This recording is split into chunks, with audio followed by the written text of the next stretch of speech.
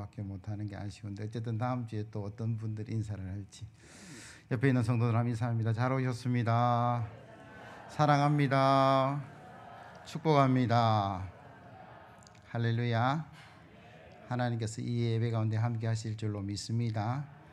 오늘 말씀을 통해서 큰 비가 내릴지라. 한번 따라 합시다. 큰 비가 내리는지라. 이스라엘 땅에 3년이 넘는 시간 가뭄이 들었고 고통의 시간이 있었는데 오늘 본문을 통해서 큰 비가 내렸다 그렇게 말씀하고 계세요. 이 말씀처럼 올해에 여러분들 가정에 건강의 단비가 내리기를 기원합니다. 물질의 단비가 내리기를 바랍니다. 화평의 단비가 내려서 여러분 모든 삶의 영역에 하나님의 은혜가 회복되는 그런 역사가 일어나기를 예수 그리스도의 이름으로 기원합니다. 이 비는 하나님이 내리셨어요. 그러나 엘리야라는 선지자의 그 애씀과 수고함을 통해서 이 땅에 이루어졌다 그렇게 성경을 말씀하시는데, 이 말씀을 통해서 우리 주시는 하나님의 은혜 제일 먼저가 엘리야가 큰 승리를 거두었음에도 불구하고 그는 사명의 자리에 다시 들어갔다 그렇게 성경은 기록하고 있어요. 그럼 41절 42절 보시면 엘리야가 아합에게 이르되 올라가서 먹고 마시소서 큰 비 소리가 있나이다. 아합이 먹고 마시러 올라가니라. 엘리야가 갈멜산 꼭대기로 올라가서 땅에 꿇어 엎드려 그의 얼굴을 무릎 사이에 넣고 850명 대 1의 승리자였다 그렇게 기록을 해요. 누구나 다 우쭐할 수 있는 거죠. 목소리가 커질 수도 있고 어깨가 쓱 올라가고 그런 어떤 상황인데, 엘리야의 모습을 자세히 보면 그는 땅에 무릎을 꿇고 자기 머리를 그 무릎 사이에 집어넣었다. 제가 한번 상상을 해봤어요. 이야, 요가도 아니고 굉장히 유연한 몸매를 가졌네 이렇게 생각할 수도 있는데 아니라는 거예요. 아마 억지로 집어넣었겠다. 겸손한 모습을 갖추는데 무릎 꿇고 머리를 엎드린다는 그 자세가 겸손을 드러낼 것이고, 겸손을 넘어서 하나님께 순종하는 복종하는 어떤 그런 모습을 지금 보여주고 있는 거예요. 승리자의 모습이 아니죠. 승리하고 나서 우쭐하는 그런 삶의 모습이 아니다라고 오늘 성경 기록합니다. 어린아이 도시락 하나로 5,000명이 먹고 12광주리가 남았던데 그 이후에 예수님께 그 기적 뒤에 성경은 이렇게 말씀하고 계세요. 다 배불리 먹고 남은 떡 조각과 물고기를 12바구니에 차게 거두었으며 떡을 먹는 남자는 5,000명이었더라. 예수께서 즉시 제자들을 재촉하사 자기가 무리를 내보내는 동안에 배 타고 앞서 건너편 벳세다로 가게 하시고 무리를 작별하신 후에 기도하러 산으로 가시니라. 한 번의 승리가 아니라 영원한 승리를 위해서 주님은 그 기적 다음에 기도의 자리를 찾아 나섰다. 그렇게 성경은 말씀하고 계세요. 한 번의 승리가 아니라 영원한 승리로 나아가는 방법은 그 승리 이후에 교만해지는 것이 아니라 그 승리 이후에 겸손의 자리로 찾아가는 그런 모습이었다라고 성경은 말씀하고 계세요. 더 나아가서 그가 승리 이후에 올 시험을 대비하고 있다 그렇게 볼 수도 있고요. 고린도전서 10장 12절 그런즉 선자는 넘어질까 조심하라. 우리가 늘 넘어지고 고난이 오고 어려움이 있을 때보다는 승리한 뒤에 큰 높은 자리에 올라간 뒤에 뭔가 이룬 뒤에 그 마음이 느슨해질 수밖에 없고 그 느슨한 마음을 타고 사단이 들어와서 시험하고 넘어뜨리는 게 우리의 인생사라는 것을 우리는 기억해야 되는 거죠. 다윗의 삶을 통해서 참 그거는 쏙 빼버리고 싶은 다윗의 삶이 있었어요. 얼마나 다윗이 신실한 사람이었습니까?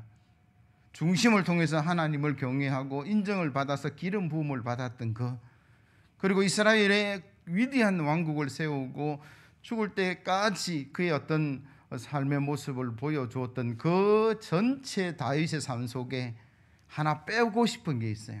언제입니까? 시험 들고 넘어지고 강간하고 살인하고 그것 때문에 엄청난 고난의 시간을 보내었는데 그 시험이 언제 왔느냐? 다윗이 도망 다닐 때가 아니더라고요. 다시 고난 때가 아니었어요. 큰 승리 다음에 이제는 됐다. 그럴 때에 그에게 시험이 찾아왔다라고 성경은 말씀하고 계세요. 오늘 예배드리는 저와 여러분들은 코로나19라는 바이러스 그 시대를 우리가 살아가고 어려운 가운데 있다. 그렇게 말합니다. 뉴스 틀면 뭐 계속 그 이야기밖에 안 나오죠.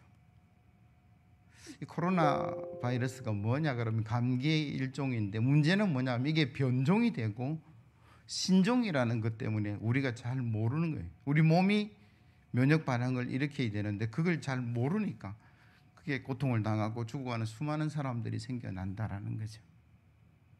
문제는 신종이다라는 거예요. 왜 이런 어려움들이 우리에게 왔을까? 그럼 어떻게 이 어려움들의 원인을 찾아내고자 하는 사람들의 연구에 의하면 가장 실질적인 것은 중국의 우한의 어떤 시장에서 도축을 했는데 비위생적인 도축에 의해서 그게 시작되었다. 뭐 그런 이야기를 합니다. 근데 궁극적인 이유가 뭘까? 그거는 생태계가 우리에 대한 반격. 인간은 만물의 영장이죠. 그래서 온 자연의 세계를 피조 세계를 하나님께서 우리에게 맡겨주셨다는 그 어떤 사명 아래 우리는 그걸 개발하고 또 파괴하기도 하고 우리 이익을 위해서 그렇게 살아왔어요. 그런데 그것이 너무나 지나쳐서 하나님께서 대하라는 그 하나님의 방법이 아니라 우리가 피조 세계에 향한 승리에 도취되어서 우리 마음대로 우리 목적대로 그렇게 해왔던 어떤 결과로 오는 반격이다. 뭐 그런 이야기를 해요. 지구가 온난하다라고 이야기를 하는데 도리어 날씨는 더 추워요. 왜 그럴까요? 우리가 너무 편리하게 플라스틱을 많이 사용했는데 그것이 너무 편리하게 좋았는데 나중에는 그게 버려지게 되고 바다에 들어가게 되고 그것이 정말 쪼개져서 미세한 눈에 보이지도 않는 그것들이 천일염을 먹었는데 그 속에 플라스틱 가루가 가득 있다라는 거예요. 비싸게 사서 먹었는데 좋은 회라고 해서 그걸 먹었는데 그 생선의 피부 곳곳에 그것들이 박혀 있어서 우리에게 영향을 미칠 수밖에 없는 이런 어려움들이 있다라는 거예요. 왜 이런 어려움들이 왔느냐? 한마디로 말하면 우리가 개발하고 이익을 얻고 승리하고 거기에 도취되어서 정말 하나님께서 우리에게 맡겨주신 그 범위를 넘어가서 그게 반격으로 왔다라고 주장하는 그 사람들의 말에 일리가 없는 게 아니라는 거예요. 사스나 메르스 그리고 3차적인 경고 이 현실 앞에 우리가 뭘 생각해야 되냐? 잘 이겨내야 될 줄로 믿습니다. 그러나 거기서 끝나지 않고 왜 이런 어려움이 왔는가를 우리는 생각하고 또 생각을 해보아야 돼요. 반성하고 회복할 거는 또 회복해 나가는 그런 계기가 되어야 된다라고 우리에게 말씀하고 계시는 거죠. 특별히 예수 그리스도를 믿는 저와 여러분들에게 좋은 일이 있든 나쁜 일이 있든 우리는 야 좋다 와 나쁘다 이걸로 끝나시면 안 돼요. 좋은 일이 있으면 이 어려운 시대에 하나님께서 부어주시면 왜 부어주셨을까를 생각해 보셔야 돼요. 또 생각해 보셔야 돼요. 그래 그게 그 승리로 끝나는 것이 아니라 그 축복으로 끝난 것이 아니라 또 다른 축복과 승리의 씨앗이 될 수 있는 거예요. 고난을 당합니까? 어려움을 당합니까? 환난을 당합니까? 낙심만 하고 있으면 안 돼요. 왜 이런 고난이 왔을까를 한번 생각해 봐야 되죠. 그리고 그 고난의 원인들을 찾아내고 반성할 것은 반성하고 회개할 것은 회개하고 그래 우리가 다시 회복하고 새롭게 나아갈 수 있는 지혜로운 성도가 될 수 있다는 거예요. 엘리야는 850명 대 1의 승리 앞에 우쭐해하거나 포움 잡거나 교만하지 않고 자기의 무릎 사이에 머리를 집어넣는 그 행위를 통해서 그 승리 이후에 올 또 새로운 어떤 하나님의 축복과 은혜의 도구로 나아갈 수 있는 길을 찾아내고 있다. 그게 성경의 말씀이다라는 거죠. 두 번째로 엘리야는 큰 비를 내릴 것이다. 하나님께서 말씀하시고 그 약속하신 그 약속 앞에 믿음의 실천을 하고 있는 모습을 보여줍니다. 여러분 43절 44절 말씀 한 목소리로 같이 한번 읽어봅니다. 시작. 그의 사환에게 이르되 올라가 바다 쪽을 바라보라. 그가 올라가 바라보고 말하되 아무것도 없나이다. 이르되 7번까지 다시 가라. 7번째 이르러서는 그가 말하되 바다에서 사람의 손만한 작은 구름이 일어나나이다. 이르되 올라가 아합에게 말하기를 비에 막히지 아니하도록 마차를 갖추고 내려가소서 하라 하니라. 아멘. 제가 지난주 말씀을 통해서 하나님의 은혜와 능력을 경험하는 방법이 나의 방법이 아니라 하나님의 방법, 하나님을 의지하는 것, 하나님 말씀 따라가는 것이다. 그렇게 말씀을 드렸어요. 오늘 본문에 엘리야가 갈멜산 꼭대기에서 손바닥만하는 구름이 생길 때까지 7번 반복해서 그런 기도의 자리를 지켜내고 있다. 그렇게 성경은 기록합니다. 그래도 본문을 자세히 보면 여러분 1절에 보면 하나님께서 엘리야를 아합에게 보내실 때 내가 비를 내릴 것이다 라고 말씀을 하셨고, 오늘 본문 41절은 이렇게 시작하죠. 아합에게 큰 비가 올 것이다. 자기 스스로 아합에게 선포를 했어요. 하나님도 말씀하셨고 자기도 선포한 일이라 그러면 굳이 7번이나 기도할 필요가 있을까라는 생각을 할 수도 있습니다. 하나님께서 예정하셨는데, 하나님께서 하실 것인데, 나도 그 믿음으로 선포했는데 그냥 기다리고 있으면 되지 않을까, 그런 생각을 하는데 엘리야는 아니었다라는 거죠. 그 일이 이루어질 때까지 기도의 자리를 지키고 있었다라고 오늘 성경은 말씀하시는데, 이 엘리야의 기도의 모습을 통해서 우리에게 주시는 하나님의 교훈이 뭐냐 그러면 하나님의 약속에 대한 성도들의 믿음의 반응이 일어날 때 그 축복이 시작된다. 그게 오늘 본문의 말씀이에요. 사도 바울은 빌립보서 2장 12절에 이렇게 이야기합니다. 항상 복종하여 두렵고 떨림으로 너희의 구원을 이루라. 하나님의 은혜로 저와 여러분들은 예수 십자가의 그 은혜를 믿음으로 이미 구원받은 줄로 믿습니다. 그런데 그 성도들에게 사도 바울은 뭐라고 이야기하냐 그러면 하나님의 은혜 속에, 그리스도의 십자가의 은혜 속에, 그러나 항상 복종하여 두렵고 떨림으로 너희의 구원을 이루라. 그렇게 말씀하고 계세요. 히브리서 4장 1절 이하의 말씀.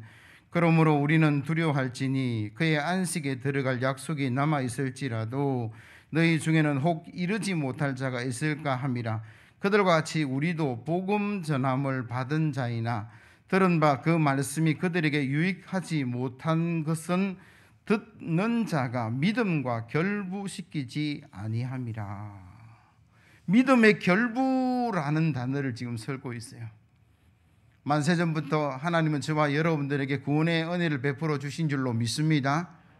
그러나 그게 우리의 믿음과 결부되지 아니하면, 예를 들어서 하늘에서 소낙비가 막 내리는데 그릇을 엎어놓으면 그 은혜가 임하지 않아요. 물 한 방울 받을 수 없어요. 뒤집어서 받아야죠. 하나님의 능력이 없다라는 이야기가 아니에요. 하나님의 은혜가 없다라는 이야기가 아니에요. 내 믿음이 그걸 향해 달려가야 되고, 내가 그걸 얻기 위해서 성취하기 위해서 기도하면서 예배하면서 소망하는 그런 마음들이 없으면, 그런 믿음의 결단이 없으면 구원도 축복도 일어날 수 없다라는 사도 바울의 참 엄중한 경고의 말씀이다라는 거죠. 에스겔 36장 37절 이하의 말씀. 너희 사방에 남은 이방 사람이 다 나 여호와가 무너진 곳을 건축하며 황폐한 자리에 심을 줄을 알리라. 나 여호와가 말하였으니 이루리라. 주 여호와께서 이와 같이 말씀하셨느니라. 그래도 이스라엘 족속이 이와 같이 자기들에게 이루어 주기를 내게 구하여야 할지라. 이 말씀이에요. 이스라엘이 고통을 당하고 어려움을 당하는 가운데 하나님께서 회복시켜 줄 것이다. 복의 자리로 인도해 줄 것이다. 그렇게 말씀하셨으니 하나님께서 이루어 가실 것이다. 그러나 선지자를 통해서 하신 말씀이 이스라엘이 그게 이루어지도록 소망해야 되고 기도해야 되고 간절히 원해야 될 것이다 라는 게 에스겔 선지자를 통해서 말씀하신 거다라는 거죠. 하나님이 예정하셨으니까 이루어지겠지. 그러나 우리의 믿음의 화답을 통해서 그것이 나에게 완성될 수 있다라고 성경은 말씀하고 계세요. 물론 하나님의 전능하심을 의심하는 게 결코 아니다라는 것입니다. 하나님을 신뢰하고 있고 하나님을 의지하고 있고 하나님의 이루심을 내가 믿는다라고 고백하고 그 삶을 살아감이 필요하다라고 성경은 말씀하고 계시는 거죠. 아프리카 선교사 중에 리빙스톤이라는 굉장히 위대한 선교사가 있었어요. 아프리카에 가서 엄청난 일을 이루었습니다. 그리고 이제 은퇴를 하고 그 후임으로 간 사람이 댄 크로포드라는 선교사인데 다들 걱정했어요. 리빙스톤이 워낙 유명하고 엄청난 일을 이루어 나왔기 때문에 그 후임이 그 일들을 감당해 나갈까라는 걱정들이 있었어요. 그런데 얼마 지나지 않았는데 그 사람은 리빙스톤의 일들을 다 처리를 했어요. 훨씬 더 잘했다는 평가를 하는 사람도 있습니다. 어떻게 초년 선교사가 그 일들을, 위대한 선교사 일들을 감당하고 더 큰 일들을 이루었는가? 그 비결은요, 그가 늘 가지고 다니는 신약 성경 속표지에 이런 글이 있었다. 소개하면 이렇습니다. 난 이 엄청난 사역을 감당할 수 없다. 파도는 거세고 높아서 넘어설 수 없다. 안개가 짙어 앞이 보이지 않으며 하늘의 빛도 나에게 닿지 않는다. 그러나 우리는 반드시 승리한다. 나는 연약하지만 예수님과 함께라면 모든 나약함과 약점을 극복할 수 있다. 나는 매일 지치고 무너지지만 하나님은 절대 나를 포기하지 않으신다. 그래서 예수님과 우리는 결국 승리할 것이다. 사랑하는 성도 여러분, 코로나19의 어려움 속에서 우리는 할 수 없어요. 기껏 한단하게 마스크 끼고 사회적 거리 두고 조심하는 것밖에 없는데, 그러나 하나님께서 우리를 놓지 않고 계시는 줄로 믿습니다. 그래서 우리가 하나님을 의지하시고 이 모든 어려움들을 이겨내고 우리의 사명을 감당하시고 믿음의 길을 걸어가서 주의 축복과 능력 가운데 나아가는 저와 여러분들 되기를 예수 그리스도의 이름으로 기원합니다. 그럼 엘리야를 통해서 우리에게 하시는 하나님의 말씀, 그는 승리 뒤에 무릎을 꿇고 자기 머리를 그 무릎 사이에 집어넣는 겸손과 복종의 모습을 보여주고, 더 나아가서 하나님의 약속의 말씀을 붙들고 기도의 자리 그것이 이루어질 때까지, 손바닥만 하는 구름이 이루어질 때까지 그는 그 일들을 감당하고 있는 이 일들을 이후에 엘리야의 모습을 한번 보자라는 거죠. 여러분 45절 46절 말씀이에요. 조금 후에 구름과 바람이 일어나서 하늘이 캄캄해지며 큰 비가 내리는지라 아합이 마차를 타고 이스라엘로 가니 여호와의 능력이 엘리야에게 임함에 그가 허리를 동이고 이스라엘로 들어가는 곳까지 아합 앞으로 달려갔더라. 아멘. 기도하고 이제 비가 오기 시작하죠. 그러니까 마차를 타고 아합이 막 달려가는데 오늘 성경은 뭐라고 이야기합니까? 그 마차 앞을 엘리야가 달려갔다. 학자들이 이야기해요. 그 갈멜산 꼭대기에서 이스라엘까지는 약 25km 직선거리로 길이 굽어 있다면 아마도 마라톤 절반 정도의 거리인데 마차보다 더 빨리 달려갔다. 이게 뭐지? 야고보 선지자는 엘리야도 우리와 똑같은 성정을 가진 사람이다라고 기록하니까 오직 해석되는 것은 하나님의 은혜가 그에게 임하고 하나님의 그에게 능력이 임하고 그는 초자연적인 기적의 역사를 이루어간 것이 오늘 본문의 마무리라는 부분이죠. 삼손이라는 사람에게 하나님이 은혜를 주시니까 초인의 능력을 가졌더라. 그렇게 성경은 기록하고 있고, 모세가 120세의 생을 마감할 때에 눈이 흐려지지 않고 기력이 쇠하지 않았더라. 어떻게 그게 가능한가? 하나님이 은혜를 부어주실 때 가능하다라고 성경은 말씀하고 계세요. 사도 바울도 마찬가지예요. 그는 연약한 육체를 가졌습니다. 안질이 좋지 않았고 여러 가지 질병이 있었음에도 불구하고 빌립보서 4장 13절을 통해서 내게 능력 주시는 자 안에서 내가 모든 것을 할 수 있다, 그렇게 고백하고 있어요. 나는 연약합니다만 내가 늘 겸손하고 내가 늘 사명을 감당하겠다고 하나님께 나아가면 하나님께서 엘리야에게 부어주신 능력을 저와 여러분들에게 부어주실 줄로 믿습니다. 그럼 우리는 세상을 이기고 은혜와 능력 속에 나아갈 수 있는 거죠. 늘 그 세상에 파묻혀서 경기가 좋으면 웃고 경기가 어려우면 힘들고, 그러나 그걸 뛰어넘는 능력은 우리 속에 있지는 않아요. 하늘에서 임할 때에 저와 여러분들 그런 은혜 속에 나아가는 역사가 있는 줄로 믿습니다. 제가 어제 설교를 저는 금요일쯤 마무리를 하는데 전화를 한 통 받았어요. 우리 동기 목사님 부부가 동기예요. 남편도 동기고 아내도 동기인데 그 사모님이 지난 월요일 날 심정지가 왔대요. 심장이 멎었는데 9분 몇 초를 멎었어요. 근데 다시 병원 가서 살아나서 저한테 전화가 왔는데, 그럼 9분, 한 10분 정도 심장이 정지되면 의학적으로는 뇌에 손상이 오고 장기에 어려움들이 있는데, 의사 하는 말이 진짜 10분 정지인 거 맞아요? 아니 119 대원이 그렇게 보고했는데 거짓말은 아닐 거고, 근데 흔적이 없다라는 거예요. 심장에도 흔적이 없고 장기 아무 CT상으로는 아무 문제가 없다.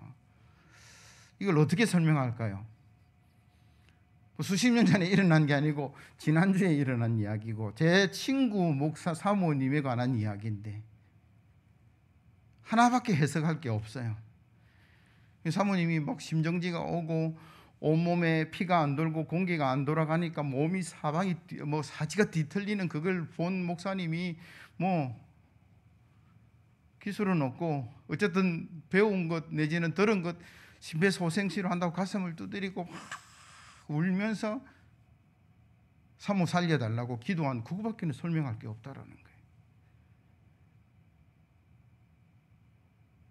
우리는 참 좋은 세상에 살아간다라는 생각을 합니다. 민주국가이기 때문에 우리는 자유롭게 삶을 살아갈 수 있고요.